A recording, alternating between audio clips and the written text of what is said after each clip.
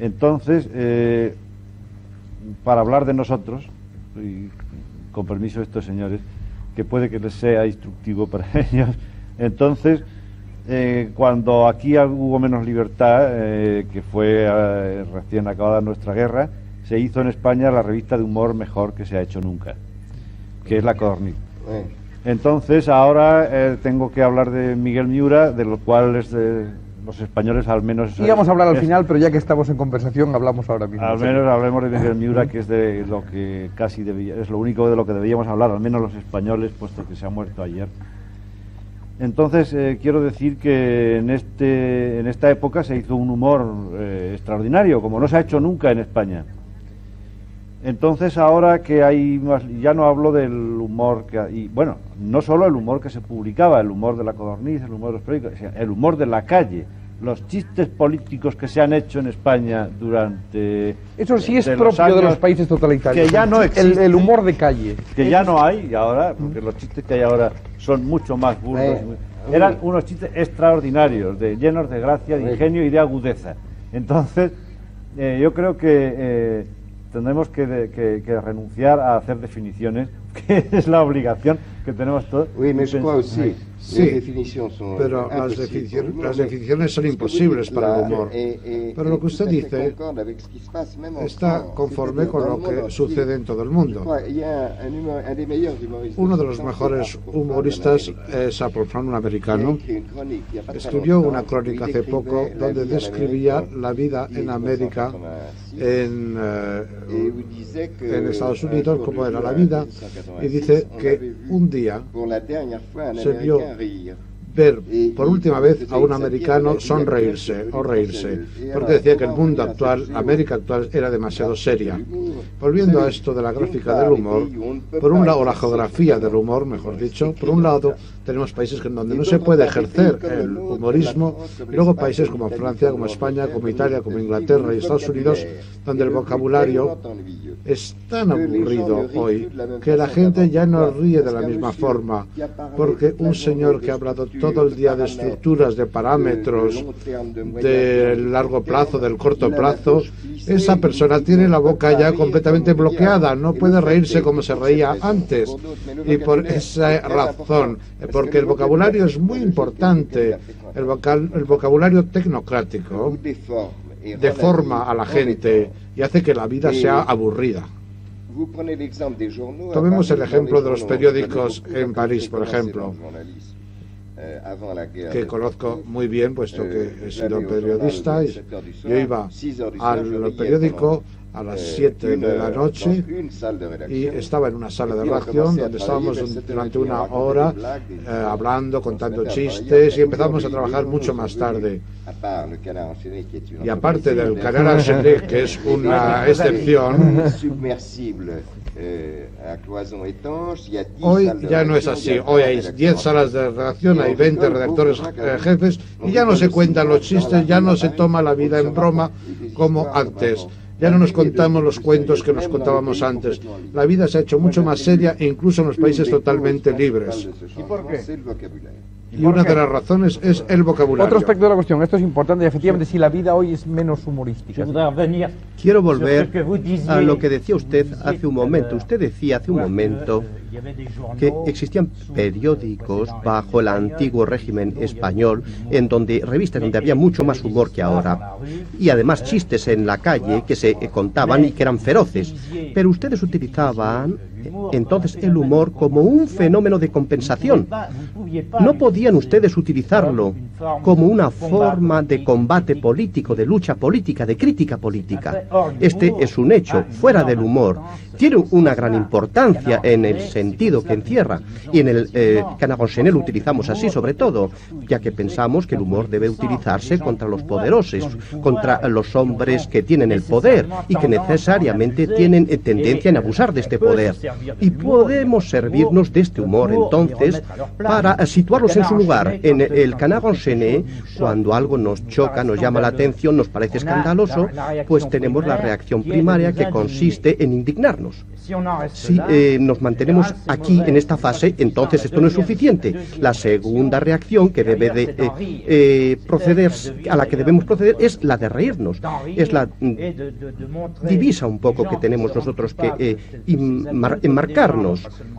Es decir, que nosotros tenemos que hacer ver esto como personas no malas, sino ridículas. Y a través del humor nosotros lo definimos mucho mejor y los decapamos mucho más claramente. En cuanto al futuro del humor, se aborda ese tema, quería citar, porque es importante, en mi juicio, el más grande humorista del siglo, tal vez, James Thurber, un americano, que fue el alumno de Mark Twain y creo el sucesor de Mark Twain. Murió hace pocos años y antes de morir, joven, tenía 50 años, poco más o menos, antes de morir escribió una autobiografía que se llamaba Mis 48 años con James Thurber.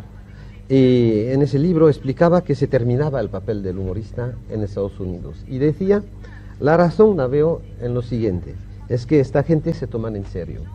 Y se toman en serio en forma definitiva. Dice, la razón por la cual ya no hay un humor americano, bueno, hubo un humor americano con el New Yorker y toda la generación, y dice, ya no hay, es que ahora podemos pronunciar la palabra americanismo sin reír.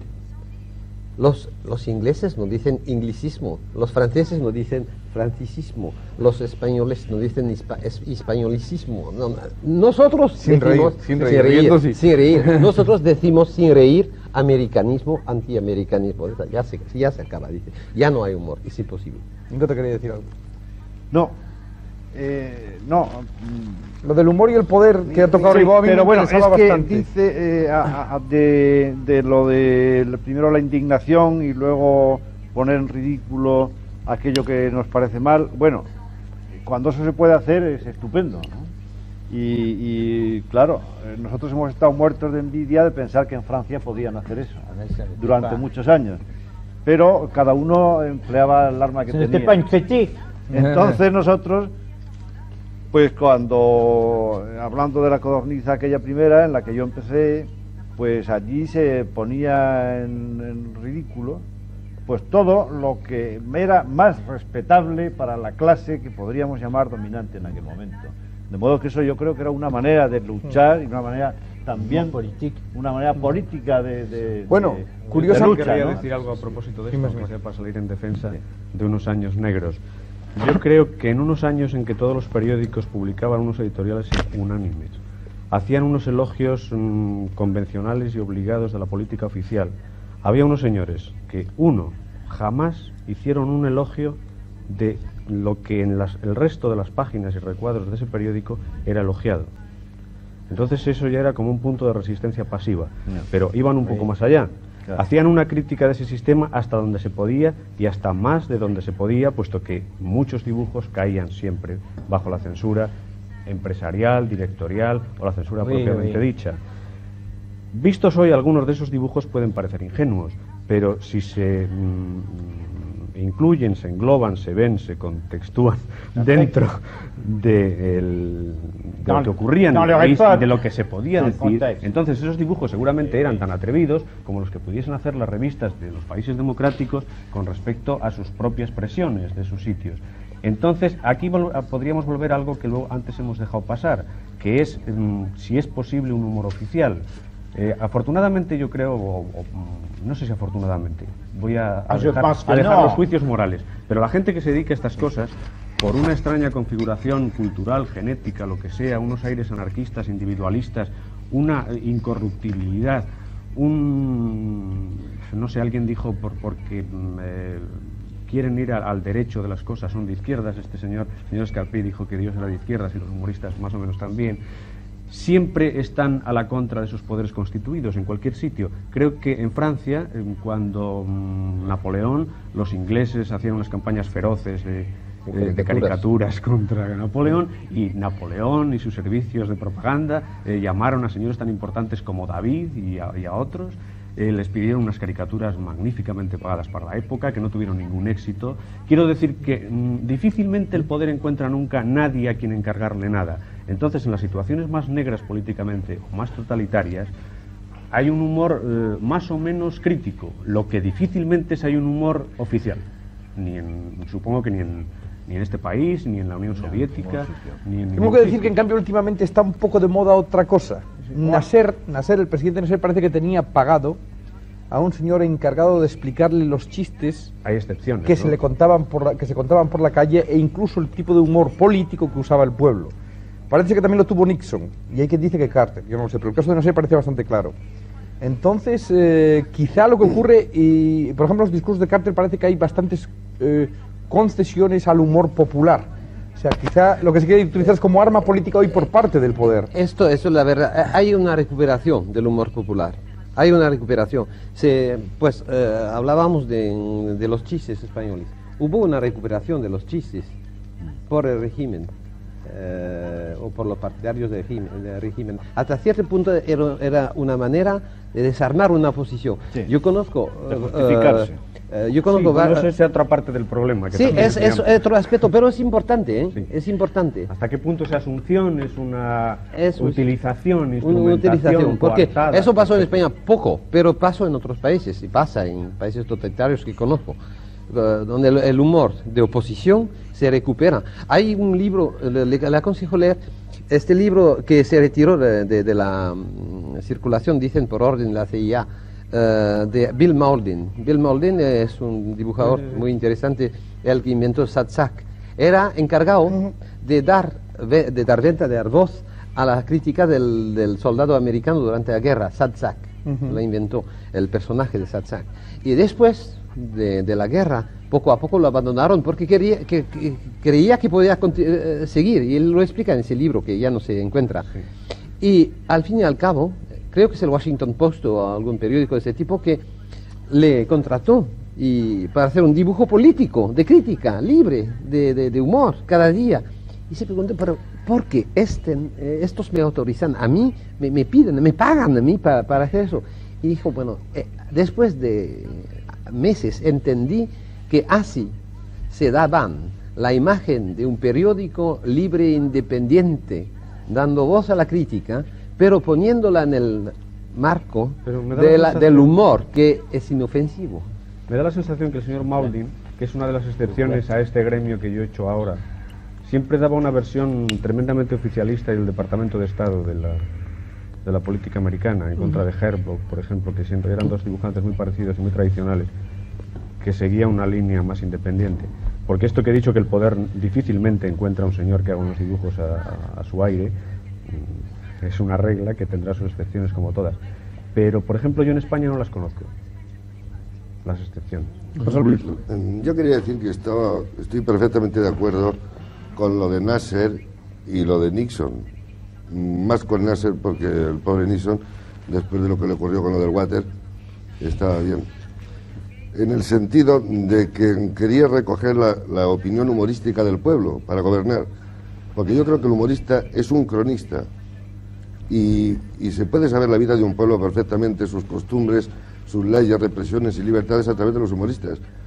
Yo creo que si a mí me dan el humor de un país cualquiera del siglo XVIII, del siglo XIX, yo me entero perfectamente cómo se vivía en ese país a través simplemente del humor, a través de los chistes y de los relatos de humor, porque creo que esencialmente el humorista es un cronista de su tiempo.